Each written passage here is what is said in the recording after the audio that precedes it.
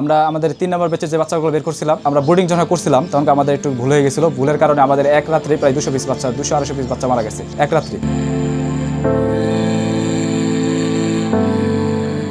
সাভারে একজন আছে ছোট ছেলে, ক্লাস 9 এ পড়ে মনে হয়। ওর পাখি প্রায় 20-25 হাজার পাখি আছে, আমাদের থেকে ছোট। ও যদি এত কিছু করতে পারে তাহলে আমরা কেন আবার করতে পারবো না, বা আপনারা কেন করতে পারবেন না? যদি ইচ্ছা শক্তি থাকে বা নিজের ভিতরে যদি একটা কনফিডেন্স থাকে যে না আমি এটা করবোই, এটা দিয়ে আমার সংসার চলবে, এটা দিয়ে আমার পেট চলবে, ইনশাআল্লাহ পারবেন। যখন পাখি শুরু করছিলাম তখন আমাদের পকেটে মাত্র 10,000 টাকা ছিল। এখন প্রায় আমাদের ইনভেস্ট করা আছে প্রায় 5 লাখ টাকার মতো। খাঁচা প্রায় 1 লাখ টাকার মতো গেছে। ইনকিউবেটর আছে, পাখি আছে। পাখি আনছিলাম প্রায় 80-90 হাজার টাকার মতো পাখি আনছিলাম। প্রফিট আস্তে আস্তে হইতেছে, এটা তো বলা যায় না, কিন্তু হইতেছে আমাদের যতটুকু হইতেছে আলহামদুলিল্লাহ। আমাদের খামারটা প্রায় 1 বছরের উপরে হয়ে গেছে। প্রথমে তো আমরা 7-8 মাস ডিম সেল করছি, এখন প্রায় 3-4 মাস ধরে আমরা বাচ্চা সেল করতেছি। বিভিন্ন জায়গায় দেখছি, ফেসবুকে বিভিন্ন ধরনের গ্রুপ আছে, ইউটিউবে অনেক ধরনের চ্যানেল আছে, ওখান থেকে আমরা ভিডিও দেখতেছি। ভালো পরিমাণে এটা সারা পাচ্ছে সারা দেশেই সব জায়গায় খামারি বাড়তেছে। খামার দিয়ে অনেক মানুষ তাদের নিজেদের সংসার চালাচ্ছে, উপার্জনের টাকা দিয়ে সংসার চালাচ্ছে, সবকিছু করতেছে। আমরা আমাদের 3 নম্বর ব্যাচে যে বাচ্চাগুলো বের করছিলাম, আমরা বোর্ডিং যখন করছিলাম তখন আমাদের একটু ভুল হয়ে গেছিল। ভুলের কারণে আমাদের এক রাত্রে প্রায় 200 পিস বাচ্চা 200-250 পিস বাচ্চা মারা গেছে এক রাত্রি।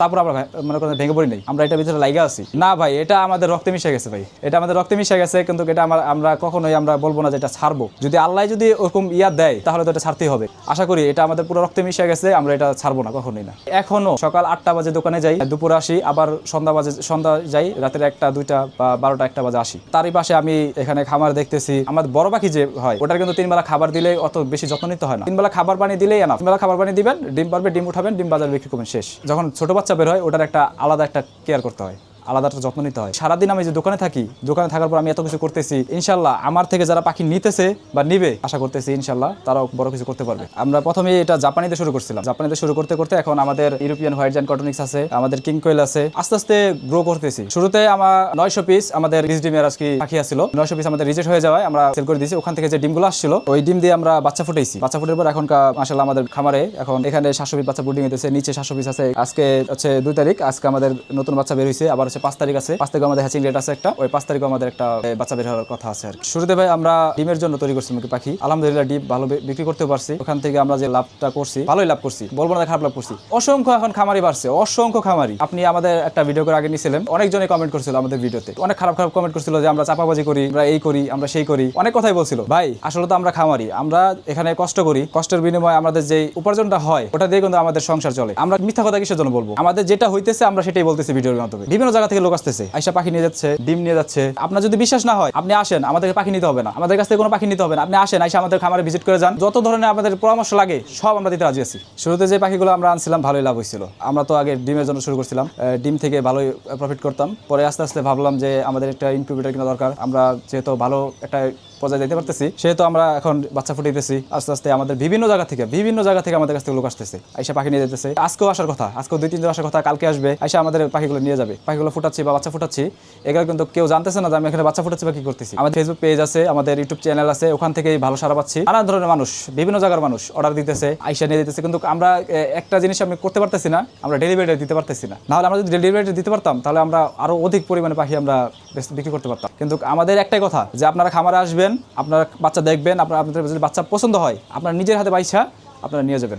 এই যে এই পাখিগুলো দেখতেছেন ভাই, এই পাখিগুলো কিন্তু পাখি না ভাই, এগুলো প্রতিটা আমাদের ভালোবাসা, সত্যি কথা। এটা প্রতিটা আমাদের ভালোবাসা। আমরা যে বিভিন্ন ধরনের খামারদেরকে দিতেছি, তাদেরকে বিভিন্ন ধরনের পরামর্শ দিতেছি, কীভাবে পাখি পালতে হয়, কীভাবে রাখতে হয়, কখন কোন ওষুধ দিতে হয়, কখন ঠিকমতো পানি দিতে হয়, ওষুধ দিতে হয়, সব কিছু আমরা বলে দিতেছি। এই পাখিটা শুধু পাখি না, শুধু এটা হচ্ছে আমার ভালোবাসা, ওই হিসেবে আমাদের খামারদেরকে দিতেছি ভাই। শুধু ফ্যামিলির ভিতরে না, আশেপাশে অনেক মানুষ, আমাদের পাড়া প্রতিবেশী জানতেছে, আস্তে আস্তে জানতেছে যে আমরা পাখি উৎপাদন করতেছি, পাখি বাচ্চা ফুটাইতেছি। আমাদের আশেপাশে মানুষ অনেকজনে আসতেছে, 2টা 10টা 5টা করে এসে পাখি নিয়ে যায়। এমনি তো ভাই দেওয়া যায় না, এটা তো হচ্ছে ব্যবসা। আমরা যখন খামার দিছিলাম, এলাকার অনেক মানুষ আছে, এলাকার অনেক মানুষ প্লাস আমার আত্মীয় স্বজন সবাই বলছিল খামার দিয়ে কোনো কিছু হবে না। আমার বন্ধুরা আমাকে বলছে, আমাকে নিয়ে হাসি ঠাট্টা করে, এখনো হাসি ঠাট্টা করে, অনেক বন্ধুরা হাসি ঠাট্টা করে, যে বলে যে খামার করছস, গুছাপ করস, এটা করস, ওইটা করস। হ্যাঁ, এটা থেকে আমার রিজিক আসতেছে, এটা থেকে আমার পেট চলতেছে, আমার সংসার চলতেছে, আমার পরিবার চলতেছে। আমাদের এখানে একজন লোক আছে, উনি আমাদেরকে পাখি নিছিল, প্রায় 250 পিসের মতো পাখি নিছিল। 250 পিসের থেকে প্রায় 220টা 30টার মতো ডিম পাইতেছে। আমাদের পাখিকে ভালো ভ্যাকসিন করাই, ভালো মানের সবকিছু ওষুধ খাওয়াইতেছি, সবকিছু করতেছি, ভালো মানের জিনিস দিতেছি বিধায় আমাদের পাখিগুলো ভালো ডিম দিতেছে, প্লাস হচ্ছে আমাদের পাখিগুলোর রোগ বলাই অনেকটাই স্ট্রং। উনি আমার সাথে কথা বলছে, কথা বলে আমার কাছে পাখি নিয়ে গেছে। আমাকে সেদিনকে ফোন দিছে, ফোন দিয়ে বলতেছে যে ভাই আপনার কাছে তো পাখি আনছি, এই পাখিগুলা ভালোই ডিম দিতেছে, এখন আমার কিছু পাখি লাগবে। আমি বলি আইসা নিয়ে যান ভাই, সমস্যা নেই। নিজে খাওয়ার আগে আমি আমার ভালোবাসার জিনিসগুলোকে খাওয়াইতে হয়ে যাই। এদের জন্য আমি সবকিছু করতে রাজি আছি। বাসায় যাই আমি নিজে খাওয়া দাওয়া করি, দোকানে যাই সকালে 8টা-9টা বাজে দোকানে যাই। ওখান থেকে আসি আমি প্রায় 3টা-4টা বাজে আসি। বাসায় এসে আবার এই পাখিদেরকে খাবার দাবার দিয়ে পানি দিয়ে আবার বাসায় যাই, খাওয়া দাওয়া করে নিজে একটু রেস্ট নিয়ে আবার আমি দোকানে যাই। দোকান থেকে পরে আবার আমি 9টা-10টা বাজে আমি আসি। আসার পর প্রায় এই পাখিগুলো আবার খাবার দাবার দিই, পানি দিই। বৃষ্টি বাদল আসতেছে, বৃষ্টি বাদলে যে ভিজে ওদের জন্য কাজ করছি। কালকে রাতেও অনেক বৃষ্টি আসছে। আমার এখন জ্বর, আমার শরীরে কিন্তু জ্বর আছে। আমি বৃষ্টিতে ভিজে আমি পাখির জন্য কাজ করছি।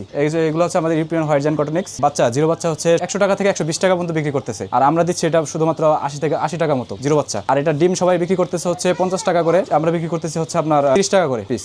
এটার ওয়েট হয় প্রায় 400 থেকে 450 গ্রাম ওয়েট হয়, হাফ কেজিও হয়। অনেক খামারিরা বলে যে হাফ কেজি হয়, এটা ঠিক আছে, আমি কখনো দেখি নাই। আমাদের কাছে যেটা আছে এখন এটার প্রায় ওজন হচ্ছে 400 গ্রামের মতো। মাংসের জন্য এটা বেস্ট। এটা যে পুরুষ পাখিগুলো আছে এটা আমরা মাংসের জন্য বিক্রি করতেছি, একদম মাংসের জন্য পুরো বেস্ট। আমরা নিজেরাও খাইছি, এটা টেস্টটাই একদম দেশি মুরগির মতো। এখানে যে আমাদের জিরো বাচ্চাটা বের হয়, এখানে আমরা ব্রিডিং করার পর এখানে 10 দিন থাকে। এখান থেকে 10 দিন পরে আমরা হচ্ছে আমাদের রুম আছে, খালি রুম, ওখানে ছেড়ে দিই। ওখানে 25 দিন থেকে 30 দিন থাকে, থাকার পর ওটা আস্তে আস্তে সেল হয়ে যায়। আর আমরা সব থেকে সেরা মানের যে ভ্যাকসিনটা হয়, রিনাটা কোম্পানির যে ভ্যাকসিনটা, ওটাই আমরা দিই। ওই সরকারি হসপিটালে কোনো ভ্যাকসিন আমরা দিই না। আমরা ভালো মানের ভ্যাকসিন দিই বলেই আমাদের বাচ্চাগুলো অনেক চঞ্চল প্লাস অ্যাক্টিভ। 4টা করি মোট।